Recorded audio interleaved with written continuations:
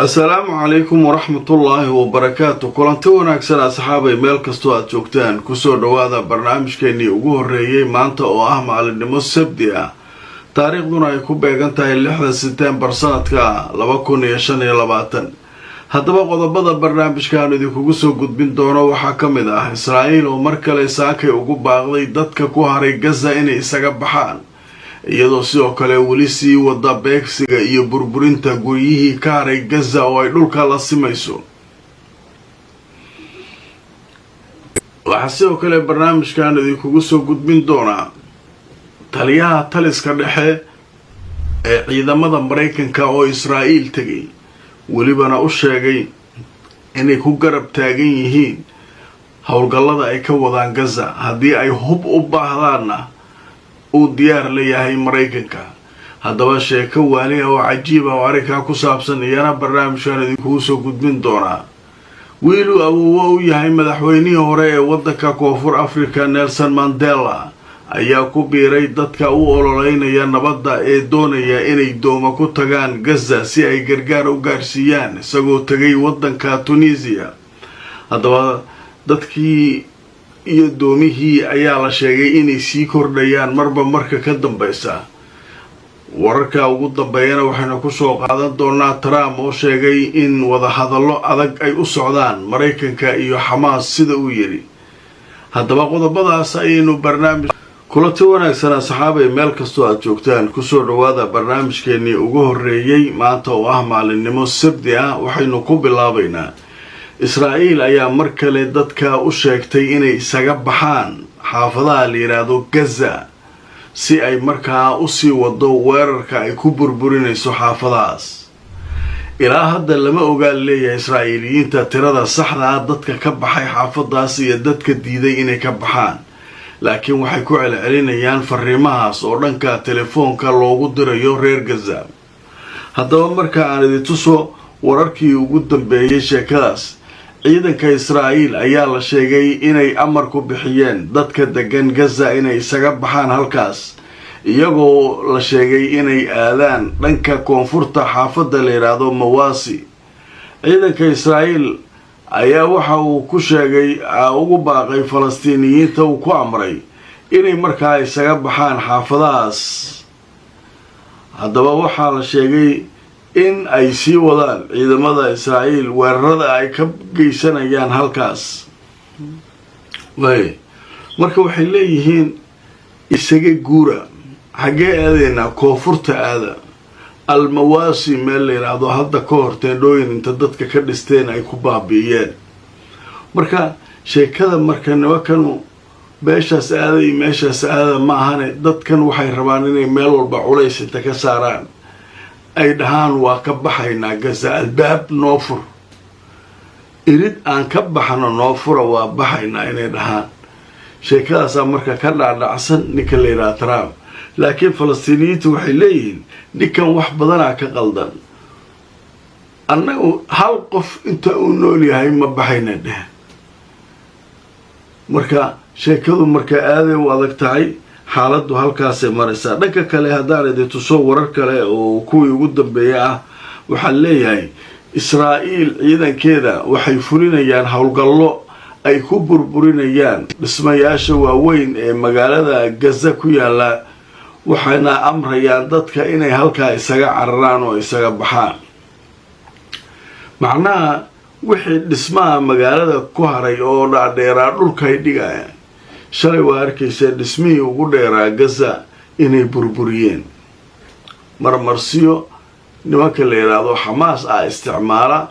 qaybay waxay ku xirteen kaamirooyin ku xirteen qaybo dadkay ciidankay ka toogtaan. saan waayo waxaas yiraahdeen dadkii reer Gaza way diiday, waxay yiraahdeen Xamaas meel dad ku joogaan maba timaadaba. sheekadii markaasay u socotay saaka. marka waxaa leeyahay way sii wadaan weli inay burburiyaan magaaladii oo guryihii dhaadheeraa beegsadaan oo ay baabi'iyaan. qodobka isaguna halkaasaa kaga gudbaynaa. iyadoo waxaa soo shaqaa ay qabanayso Israa'iil oo dadka laynayso oo guryaha baabi'inayso, ayaa Mareykanku wuxuu leeyahay waxaa la garab taaganahay taageero hiil iyo hoob ah marka maraykanku wuxuu leeyahay waan idinla garab taaganahay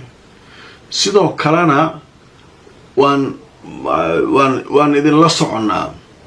sida aa wax u samaynaysa hadday wax idinka dhammaadaanna noo sheegay haddaba markaan idin tusoo wararkii ugu dambeeyay arrimaha laga qoray waxaa leeyahay taliyaha taliska dhexe ee ciidamada maraykanka ayaa wuxuu la kulmay abaanduulaha ciidanka Israa'iil Zamir ninka la leeyahay haddaba taliyaha taliska dhexe ee ciidamada maraykanka ninka la yiraahdo Brad Kober ayaa la sheegay inuu la kulmay dhigiisa Israa'iil abaanduulaha ciidanka ninka la yiraahdo Eyal Zamir waxay ka wada hadlayeen xaaladda gobolka iyo iskaashiga military marka maxaa leeyahay Amerikaanku muxuu leeyahay dadka wax falanqeynaya waxay leeyihiin laba arin ayay ninkan socdaalkiisu yahay hub iyo wixii aad u baahataan iyo tactic iyo sida aan nimankan uga takhalusi lahaydeen waan idinla garab joognaa awalba isku dhex jireen ma kala maqnayn midda kale waxaa leeyahay fariin waaye ninkii rabay Gaza inuu usoo hiiliyo oo dowladahan carabta oo meesha ku wareegsan iyo wixii doonto ha noqotee cidii isku dayi lahayd inay usoo hiiliso Gaza in maraykanka inuu dhex joogo Israa'iil u tuso yaa usoo hiilin kara Gaza muslimiin haddaatihiin Turkiya ha ahaado Iiraan ha ahaato carabtan kale iskaba dhaaf yaa imaan kara waay halkaasaan annagu joognaa Israa'iil waxa ay wado annaga raalli ka ah inay sidaa samayso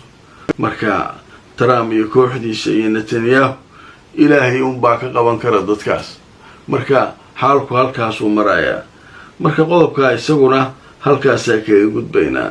qodobka kale weli arrimihii Gaza ayaan ku jirnaa madaxweynaha Mareykanka Donald Trump ayaa wuxuu leeyahay wada hadallo adag ayaa noo socda annaga iyo Xamaas haddaba markaan idin tuso wararkii ugu dambeeyay sheekada laga qoray Trump wuxuu sheegay xilligan wada hadallo adag ayaynu waxaynu la leenahay uu yiri Xamaas ayaynu wada hadallada la leenahay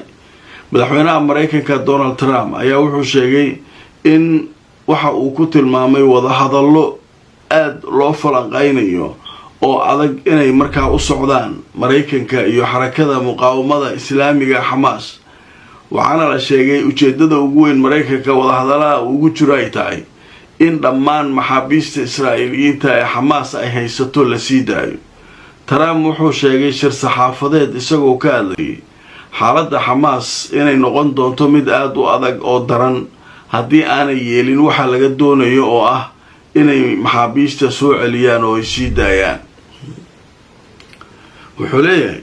wada hadal aan noo socdo muxuu yahay wada hadalka sidii maxaabiista loo dayn lahaa dhammaantood waxaasan ku bedelaynaa kan waa heshiis iyo nidaam iyo waxbay ogoshahay Xamaas laftirkeedu ma diidana maxaabiista inay diiso laakiin nidaamkii lagu dayn lahaa iyo shacabkii loo dayn lahaa may iska soo daa haddii kale waxa hadda uu kugu socdo wax ka daranaa kugu dhacayo kaana leeyihiin ayagan marka sheekada marka wuxuu leeyahay annaga iyo Xamaas wada hadallo adaga noo socda wada hadallaha idin socdaana maxay wada hadallada wuxuu leeyahay waxay ku saabsan maxaabiista sidii kulligood looga soo qaadi lahaa gacantooda looga soo saari lahaa maxaa lagu bedelayaa may lama yaqaano dagaalku ma sii soconayaa yaa yaqaana laakiin xoog keena haddii kale saas iyo wax ka badan ayaa maalin walba laydiin garaacay doonaa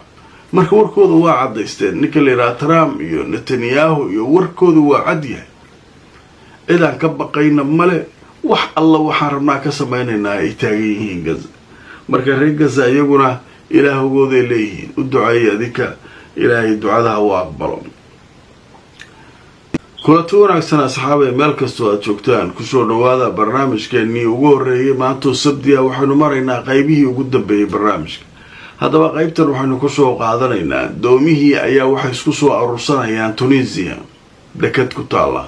kuwii ka soo baxay Barcelona wali ma soo gaarin laakiin saacadaha soo socda iyaguna halkaas iman doonaan haddaba halka waxa isugu tagay dad fara badan oo caan ah oo markaa nabadda u ololay dad xildhibaan ahaan jiray mas'uuliyiin ahaan jiray dad xildhibaanna hadda ah dad fara badan ayaa hogaaminaya marka waxaa ku biiray ayaa leeyahay saacadihii la soo dhaafay oo Tunisia tagay wiilu awoowo u yahay madaxweynihii hore ee waddanka Koonfur Afrika Nelson Mandela wiilka uu awoowaha u yahay waxaa la yiraahdaa magaciisa Mandela iyo kooxdiisa waxay yiraahdeen anaguna halkaasaan aadaynaa Gaza Israa'iil waxay rabtaan ugu samayso haddaba marka aan idin tuso wararkii ugu dambeeyay sheekada laga qoray wiilu awoowo u yahay Mandela ayaa tagay Tunisia si uu ugu biiro kooxda iyagu isu bahaystay inay jabiyaan xayiraadda la saaray Gaza haddaba Mandela ayaa waxa uu yahay wiilu awoow u yahay madaxweynihii hore ee Koonfur Afrika Nelson Mandela wuxuu tagay Tunisia wuxuuna ku biiray dadka iyagu ololeynaya nabadda ee doonaya Falastiin inay taageeraan ee doomaha wata Mandela ayaa wuxuu soo dhigay barihiisa video uu ku muujinayo in markaa isaga iyo koox kale oo kala timid dhanka iyo Koonfur Afrika ay ku qaylinayeen inay doonayaan Falastiin oo xor ah oo dawlad hesha marka Mandela maxay uga dhigan tahay inuu tago awowgiis ayaa wuxuu ahaa nin caan ah oo madaxweyne ah oo maaragtay gumaysi la diriray midabta koor iyo gumaysi South Africa ka jiray la diriray ninkaasu marka magacaasu wata marka halkana marka maxaa ka socda gumaysigii dhibaatadii wixii ka socda